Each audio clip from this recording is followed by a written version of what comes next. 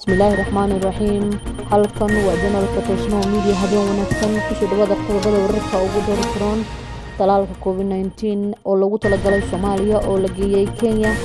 Sooyaalkii madaxweyne Cali Mahdi Maxamed iyo waxa lagu xasuusan doono maxay ka wada hadleen Axmed Madoobe iyo safiirka Mareykanka.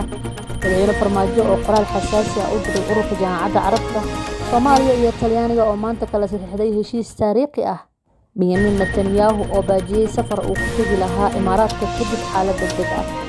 Soo dhawaada faahfaahinta wararka.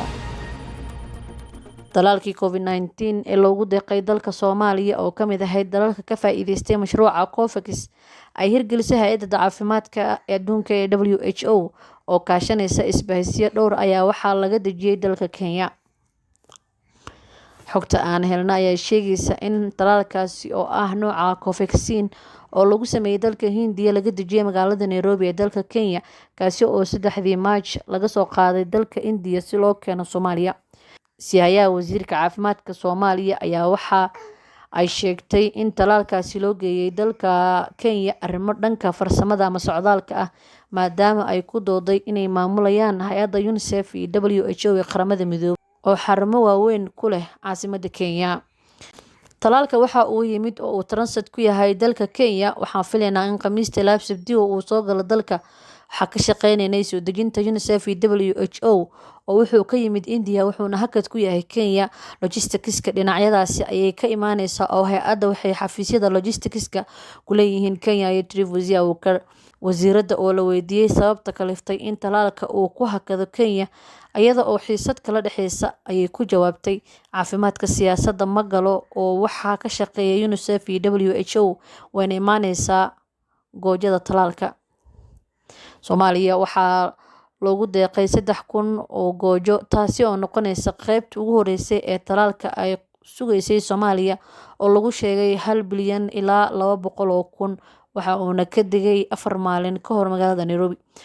Sabrahamiam Jaishankar ayaa horaantii bishan March shaaciyay in Hindiya laga qaaday talaalkii Soomaaliya isla markaana uu ku sii jeedo caasimadda dalka. hase yeeshee waxaa 6 March laga dejiyay Nairobi. Talaalka India oo ay sameysay shirkadda Bharat Biotech ayaa lagu magacaabaa COVAXin wuxuuna wax ku ool yahay 81% marka loo barbar dhigo talaalka AstraZeneca ee UK waa 62%, halka talaalka Mareykanka ee Pfizer iyo Moderna ay kala yihiin 94% ilaa 95%. Cudurka safmarka ee coronavirus-ka ayaa wuxuu mar kale si weyn ugu soo laba kacleeyay dalka, gaar ahaan caasimadda oo toddobaadyadii u dambeeyay laga diiwaan geliyay kiisaskii u badnaa. mana jiro tallaabo adag oo laga qaaday faafinta cudurka. Talaalka la filayo inuu soo gaaro Soomaaliya ee xilligan yaala Kenya ayaa waxaa la ogeyn qaabka loo qaybin doono, inkastoo ay wasiirka caafimaadku sheegtay in wajiga koowaad lagu bilaabi doono shaqaalaha caafimaadka oo iyagu la tacaalaya bukaanada uu soo rito cudurkan. Madaxweynaha Soomaaliya Mudane Maxamed Cabdulaahi Farmaajo ayaa war ka soo saaray geeridii ku timid Allah u naxariistee marxuum Cali Mahdi Maxamed oo ahaa madaxweynihii hore ee Soomaaliya. Madaxweynaha ayaa sheegay in muddo 3 cisho ah hoos loo dhigayo calanka Soomaaliya si loo muujiyo murugada geerida ku timid marxuum Cali Mahdi. Waxaan muddo 3 cisho ah hoos u dhigaynaa calanka Jamhuuriyadda si aan u muujino murugada geeridan ku timid madaxweynihii hore ee dalka, iyadoo la magacaabayo guddi ka shaqeeya aas qaran oo loo sameynayo marxuumka si loo maamuuso dadaalkii uu ku bixiyay dalka iyo dadka Soomaaliyeed, ayaa lagu yiri warkan ka soo baxay madaxweynaha. Sidoo kale waxa uu tacsi tiiraanyale u diray ehelada qaraabada marxuumka iyo guud ahaan ummadda Soomaaliyeed. Qoraal ka soo baxay xafiiska madaxweynaha ayaa waxaa sidoo kale lagu sheegay in Cali Mahdi Maxamed uu door weyn ka soo qaatay dowladnimada iyo dib u dhiska dalka. Wasiirka Wasaaradda Maaliyadda Soomaaliya Mudane Cabdiraxmaan Ducaale Beyle iyo safiirka Talyaaniga u qaabilsan arrimaha Soomaaliya Alberto Fage ayaa maanta heshiis muhiim ah ku saxiixay Muqdisho. cafinta safiirka u jooga halkan dowladda Talyaaniga aad iyo aad baan u faraxsanahay in saxiixaasi soo gabagaboobo. sidii aan hore u sheegnay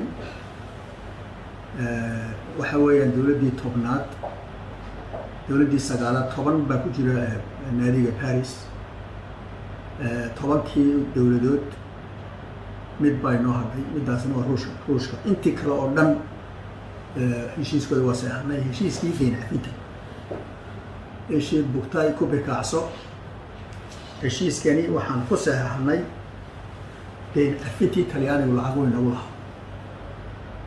waxaa kale oo heshiiskan oo ah mid deyn cafin ah ayaa daba socota go-aankii wadamada Paris Club ee Soomaaliya looga cafinayay 1.4 milyan sanadkii lasoo dhaafay ee 2020. sidoo kale heshiiskan iyo qorshihiisa ayaa ahaa mid ay labada dhinac muddo kasoo wada shaqeynayeen, sida uu sheegay wasiir Cabdiraxmaan Ducaale Bayle. wasiirka ayaa sidoo kale dowladda Talyaaniga kaga mahadceliyay sida hagar la-aanta ah ee u garab taagan yihiin dowladda iyo shacabka Soomaaliyeed. Soomaaliya iyo Talyaaniga ayaa waxaa ka dhexeeya xiriir qoto dheer oo iskaashi dhinacyo kala duwan leh, isla markaana ku dhisan wax wada qabsi. si kastaba dowladda federaalka ee Soomaaliya ayaa sanadihii u dambeeyay dadaal badan ku bixisay barnaamijka deyn cafinta oo haatan maraya meel wanaagsan. madaxweynaha Soomaaliya Mudane Maxamed Cabdullaahi Farmaajo ayaa qoraal u diray ururka Jaamacadda Carabta kaasi uu kaga dalbanayo taageero hor leh oo xilligan la siiyo Soomaaliya. dhambaalkan oo loo dhiibay wasiiru dowlaha madaxtooyada Xasan Macalin Khaliif ayaa gaarsiiyay xogayaha guud ee ururka Jaamacadda Carabta Axmed Abuqayd, isaga oo kulan gaar ah la qaatay kaasi oo ay uga wada hadleen xaaladda guud ee Soomaaliya. ugu horeyn wasiiru dowlaha ayaa u gudbiyay ururka Jaamacadda Carabta fariinta uu u siday madaxweynaha ee ku aadanaa in la kordhiyo taageerada dhinacyada kala duwan leh ee la siiyo dowladda federaalka ee Soomaaliya maadaama xilli adag lagu jiro. sidoo kale qoraalka madaxweynaha ayaa waxaa lagu xusay sida uu ugu kalsoon yahay inay sii socon doonto taageeradaasi oo muhiim u ah shacabka iyo dowladda. xogayaha guud ee ururka Jaamacadda Carabta oo kulan ka hadlay ayaa isna ballan qaaday inay fulin doonaan dalabka kaga yimid madaxweyne Maxamed Cabdullaahi Farmaajo, isla markaana ay garab istaagayaan shacabka Soomaaliyeed oo wajahaya duruufo adag. waxaa kale oo uu xaqiijiyay in Jaamacadda Carabta ay si buuxda uga go'an tahay inay sii wado taageerada ay siiso dowladda federaalka ee Soomaaliya, gaar ahaan dhinacyada ammaanka, deganaanshaha, dib u soo nooleynta dhaqaalaha iyo juhdiga dadaalka Soomaaliya loogu cafin lahaa deymaha ay ku leeyihiin dalalka caalamka. fariinta madaxweynaha ayaa ku soo aadaysa xilli xasaasi ah oo isla markaana ay Soomaaliya wajahayso xaalad ka dhalatay muranka doorashooyinka. madaxweynaha dowlad goboleedka Jubbaland Axmed Maxamed Islaam Axmed Madoobe ayaa qaabilay safiirka dowladda Mareykanka u qaabilsan Soomaaliya Ambassador Donald Yamamoto oo booqasho ugu tagay hoygiisa. labada mas-uul ayaa ka wada hadlay xaaladda dalka, gaar ahaan muranka xooggan ee weli qabsoomidda doorashooyinka dalka ee sanadka 2021. sidoo kale labada dhinac ayaa isla soo hadal qaaday sidii beesha caalamka ay qeyb uga qaadan lahayd dadaalada socda siba qabsoomidda doorasho xor iyo xalaal ah.